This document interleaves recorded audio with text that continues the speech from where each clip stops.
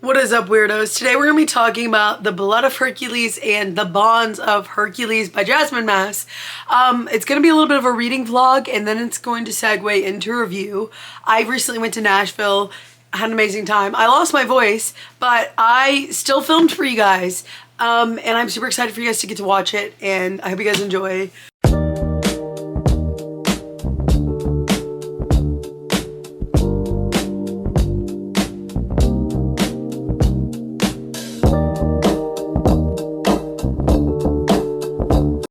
I'm in Nashville. I didn't plan on filming here, but I just walked into a Books A Million and they have Bonds of Hercules out 4 days early, so we're gonna read it.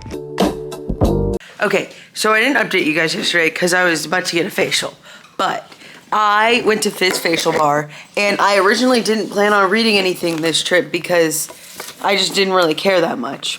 But I went into the Books A Million and they had Bonds of Hercules out, which doesn't come out until Tuesday. And in the book world, whoever gets the review out first wins. So if I read Blood of Hercules this weekend, I can start this, finish it before everybody else gets their copy, and be the first one to publish a video. So, ladies and gentlemen, that is what we're doing today. We are going to read, what is this called? I made it to page 54. My thoughts right now are it's very confusing. I'm very confused by this whole entire premise of the book. Alexis confuses me as a person. There are a lot of modern day euphemisms in it when it's supposed to be either futuristic / old-timey, I don't know. I'm just confused, but I'm gonna keep reading. I'm liking it. It's okay. It's not the worst thing I've ever read. I'm enjoying myself. And yeah, lunch came. I'll see you guys later. Bye.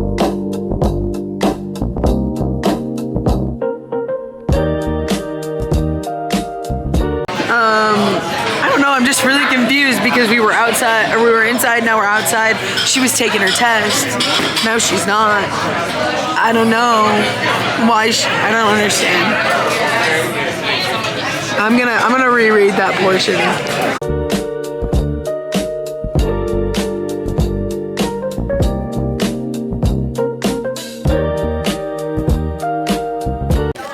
She made it to Sparta, or the Colosseum. She fought for 2 pages. The fight didn't last very long.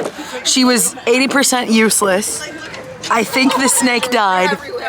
And I want to know where the hell her brother is because Charlie's missing. So that's all I've got. All right, Hope, are you ready?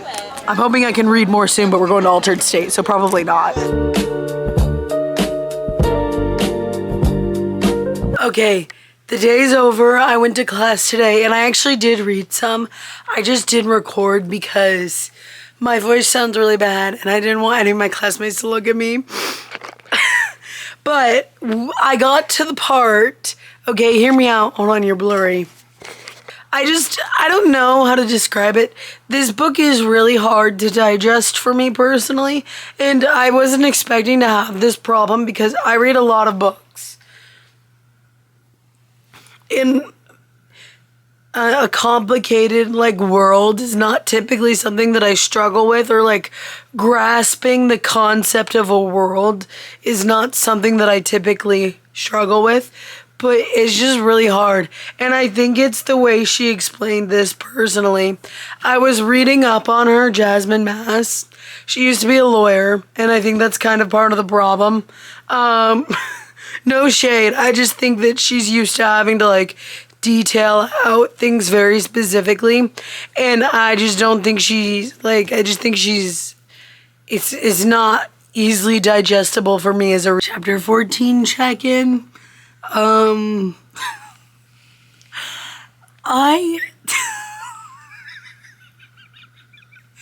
This book is like a fever dream, honestly. They are on the crucible for 2 weeks, and during the 2 weeks, they cannot eat, they cannot sleep, because gods do not need food and do not sleep. Or Spartans, my bad. Spartans don't need food, and Spartans don't need to sleep. I don't know if I'm just stupid, but I'm having a really hard time understanding the entire, like, it's like a fever dream. And I think that that's on purpose. I can't do this. I can't do this. I'm sorry. This may be a DNF. I can't. I can't. I'm just so frustrated. I genuinely am. Because she does not want to be there. She didn't ask to be there. She doesn't want to be there. And this douchebag, Augustus, is like, she's destroying everything that I stand for. She doesn't want to be there. She wanted to stay home. The dude they went and got her made her go. I don't understand this. I don't understand why she had to participate in the Crucible when literally every other girl doesn't have to. It doesn't like my mind. I don't understand what's going on. It's stupid. The premise is stupid. The thought process is stupid. And now they're just like, I can't. She was clearly, here's the line. She was clearly here to make a statement about women in Sparta. No, she doesn't want to be there. Titus was literally going to kill her. What did you want her to do? What did you want her to do? I can't do this. She's the daughter of Hades and Persephone. And her name's actually Hercules, guys. Who knew? Who knew? I can't. I feel like I've read this page and we've gone 458 pages and I've made it nowhere. Nowhere. Her parents are gods. She's not a mutt.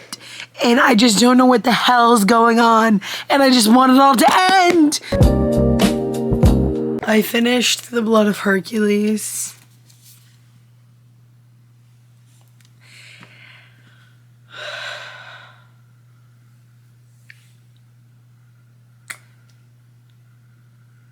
I need to choose my words carefully.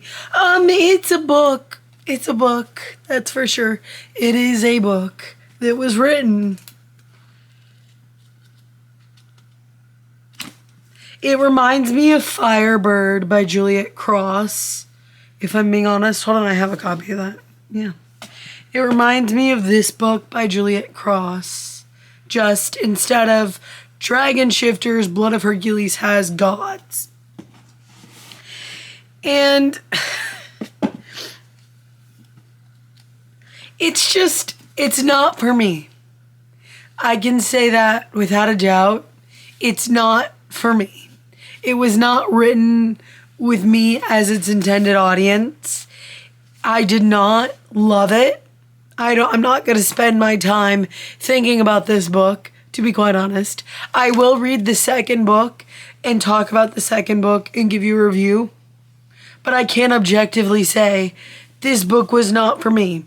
I do not like it when there are multiple love interests. Like, she's got a whole love square going on. For some reason, it can't just be guy and girl in this book. It's got to be two guys and one girl.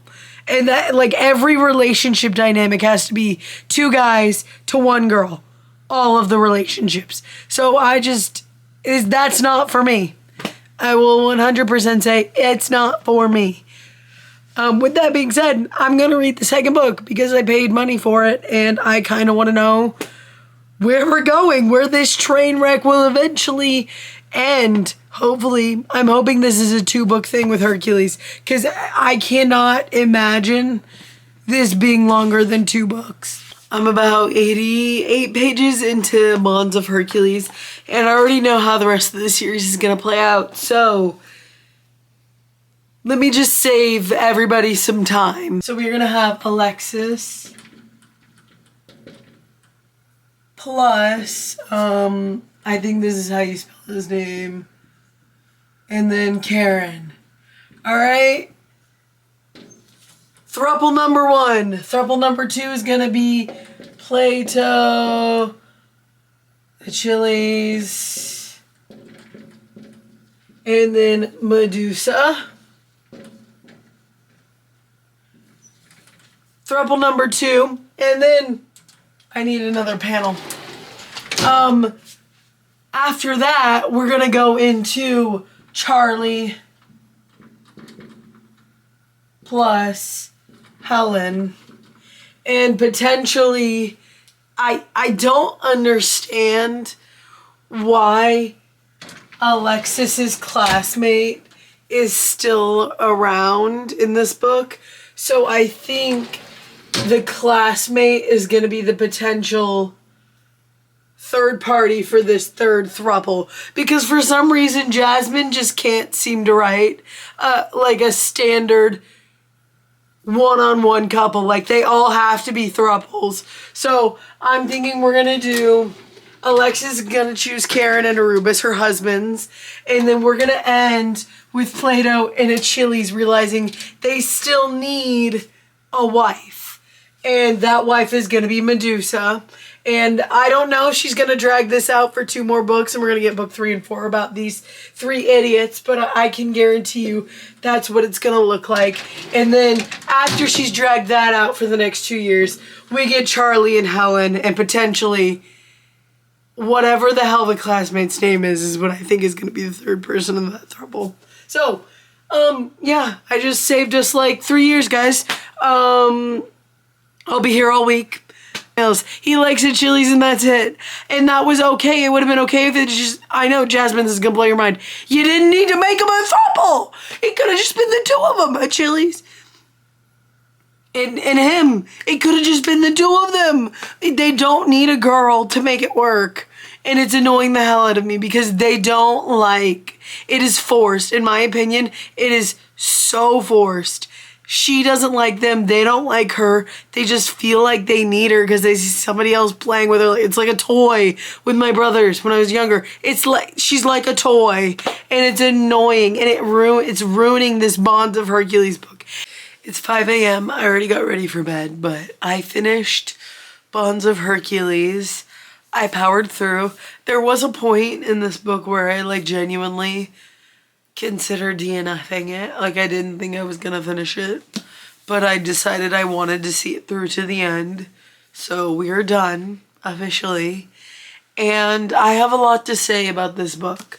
It's 5 a.m.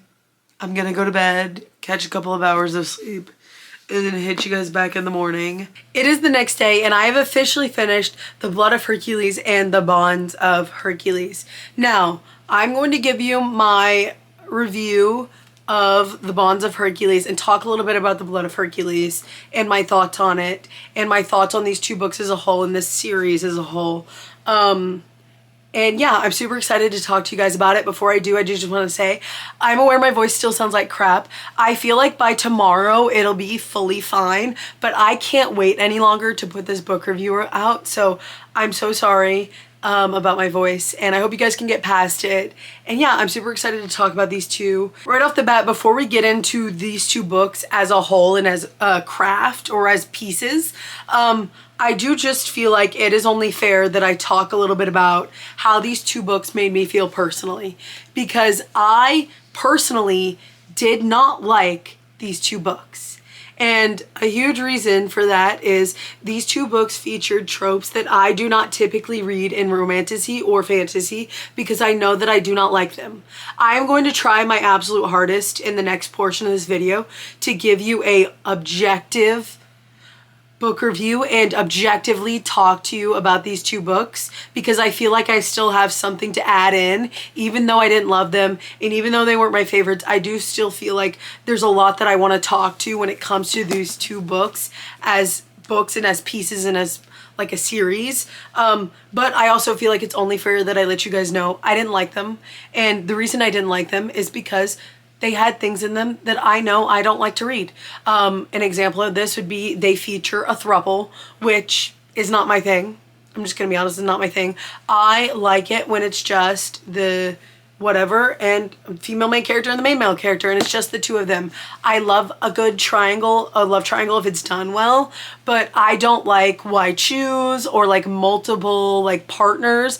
That's not my thing. That's not something that I enjoy reading, and I would have never picked these 2 books up had I known that they featured like a why choose kind of romance vibe. Okay, I never would have picked them up, and it's on me that I didn't do my research and I didn't know about it beforehand, and I apologize for that. However, the next portion of this review is going to be objective. I am going to try to remove my personal feelings about the tropes and why, the personal reasons why I didn't like them, and give you an objective review on the craft of the books, the makeup of the books, and the characters as a whole. Now, I talked about these two books featuring a throuple, and I talked about how that is not something that I typically enjoy. However, I will give this book something that I've never given a why choose kind of romancy book, and that is that I did, by the end of Bonds of Hercules, I did somewhat appreciate Karen, Chiron, Augustus, and Alexis or Hercules' relationship as a throuple.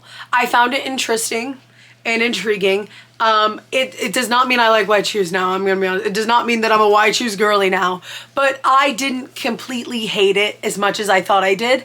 It was okay. There are so many issues I have with these two books that it doesn't really matter that I somewhat enjoyed the main couple people as a whole. There were just so many problems in these two books, and we're gonna get into those. Objective problems. This is not me being a Karen. When you write a book, there has to be a reason that your character, no matter what genre, what situation they're in, there has to be a reason that they're there, and there has to be a reason that you wrote the book and that they're going through this journey, okay? Because without any of that, you don't have a book and you don't have anything that's worth reading. When it comes to Alexis or Hercules, the female main character of The Blood of Hercules, she has no character growth at all throughout this entire book. She does not grow as a person, as a character, as a protagonist at all. She is virtually the same at the beginning of the book as she is at the end of the book. She has virtually not changed, and she has no growth. She's not a different person. She's not an improved person. She's not a better person or a worse person. She is simply the same. And that, to me as a reader, is so infuriating, because it makes me feel like you've wasted my time for 512 pages only for the character to be the same. Now, it's crazy that she's the same, because she starts the book off as a homeless person living in a dumpster, and she ends it as the daughter of Persephone and Hades. So it's quite insane that she is literally the same at the end of the book as she was at the beginning. And I'm not saying this with personal feelings in it. She is objectively the same. She has no character growth. She is still the same person. She is not any different at the beginning of the book as she is at the end of the book. Now, there are some readers, and these are going to be the people that absolutely love this book and they eat it up and they love Jasmine Mass as a person, that are okay with that. There are going to be readers out there that don't need their characters to improve or deprove or do anything in the book. But as somebody who reads a lot of books, I just feel like I wasted my time, personally, because I didn't see any kind of change in her at all in the 512 pages, and that just annoyed me. Now, some of you, most of you who don't read that much into it aren't going to care, and I fully acknowledge that, and I acknowledge that her not having any kind of character growth is kind of like I'm not going to say it's a more advanced like thing that you look for in a book. It's not something that everybody looks for in a book, but it was something that I was looking for, and there was just so much room for possibilities. I am so deeply saddened by the missed opportunities in these two books, because the concept of a female Hercules is so amazing. Jasmine Mass, as an author, to have come up with that is amazing. She did such an amazing job, but the execution of it was so poor, and it shows in these two books. Before we get into this book, as in like the things that I had issues with, I do feel like I need to give you a little bit of a recap. So The Blood of Hercules follows Alexis, who is our female main character. She is a human teenager at the beginning of the book who is also homeless. She is also blind in one eye and deaf in one ear. And the book kind of begins with her going to take a Spartan aptitude test that all human teenagers are required to take, and she's really trying to test well so that she can get into a good school and take her and her brother, who is also homeless, they're both homeless, to a better place. She wants a better life for them. Once she takes her aptitude test, they find out that she is what is called a Spartan mutt. And what that means is one of her parents was a human and one of them was a god. And what makes Alexis unique is she's the first female Spartan mutt in like 1,000 years or whatever. Like she's she's a very rare commodity in the book because they don't have a lot of, in this book and in this universe, females are sorely lacking. So immediately, like within the span, this is within the span of 10 pages, this next part, she takes the aptitude test. They shoot her up with some silver crap once they figure out that she's a Spartan mutt. And then next thing you know, she's outside in Rome. She was in Montana, but now she's in Rome. And she is going to fight for her life in a Hunger Games-esque fighting arena. That's what, literally 10 pages. And I think that's kind of the problem, is this book was poorly paced. It was so poorly paced, it is abysmal. It's just like, it's so off. It's confusing and hard for the reader to follow along.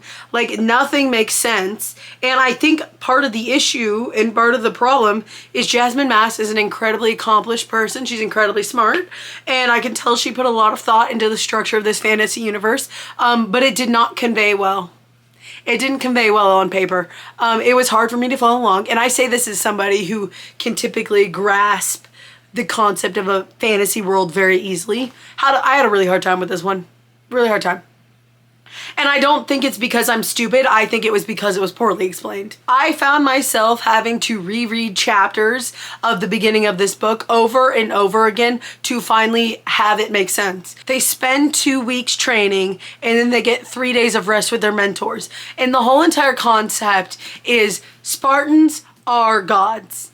They do not need food. They do not need sleep. They do not need rest of any kind. They're gods. So the entire point of this training is to train them to be gods.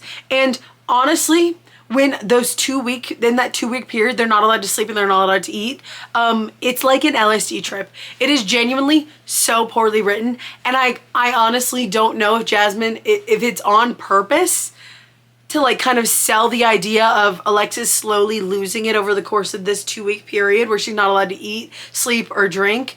I don't know, but it's so poorly written that I could not follow along. I found myself so lost. So lost. The only moment of clarity I had in this book was when she got her 3-day rest, and that's when she somewhat like came back together as a person. It's bonkers. And it goes like this for the whole entire book. Nothing makes sense. The whole entire book, nothing makes sense. And you know what? There's another book that was kind of like this, and it was Metal Slinger by Rachel Schneider. Didn't make sense up until the end. So that was what I was kind of thinking was going to happen, is at the very end, we were going to have this kind of like clarity moment. And I watched a lot of Jasmine Mass's like press circuits, and she says that Alexis is an unreliable narrator. And after I finished this book, I have just come to the conclusion that she is not an unreliable narrator. She's just a stupid narrator, and she should have never been the narrator in the first place. Here's the thing. If you rely on using other point of views to try to inform, how do I put this?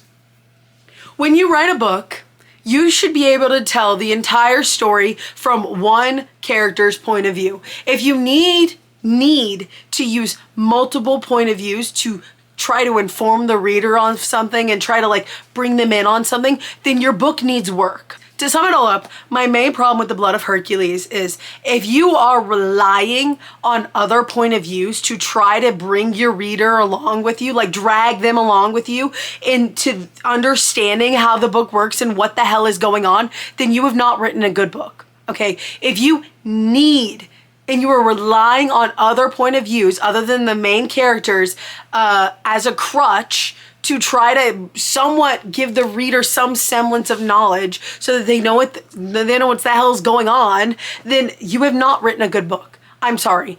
The other point of views that are included in this book include the villain, the professors, the mentors. They were all unneeded, and if this book had been written well, she would not have needed to include any other point of view other than Alexis's. And I can tell she was using these other point of views as a crutch to try to shuffle the reader along into understanding what the hell was going along. Let's move on to The Bonds of Hercules, which is the new one that came out today. I will give her accolades where accolades are due. Alexis, or Hercules, female main character, had a lot of character growth in this book. She went from being a somewhat morally okay person to being morally gray by the end of it. She basically became a baddie by the end, is the best way I can describe it. And even then, Alexis's or Hercules's bouts of I'm better than you isms are crazy. Genuinely. She had such a hard time accepting Karen, Chiron, and Augustus as her husbands because she thought they were monsters. Like, this is quoting her own words. They are monsters. But by the end of the book, she's just the monster herself. She has such a moral superiority that is so annoying throughout the entirety of the book. She thinks she's better than everybody else. She thinks her two husbands are monsters, but she is literally the exact same thing, and she's literally killing people left, right, and center. Like, she's killing people all the time, and she thinks her two husbands are monsters for being murderers. The pot calling the kettle black, okay? Which was just annoying from a reading standpoint. Additionally, we had a variety of other point of views, which again was a crutch to try to drag the reader kicking and screaming along in this book to understanding what the hell was going along.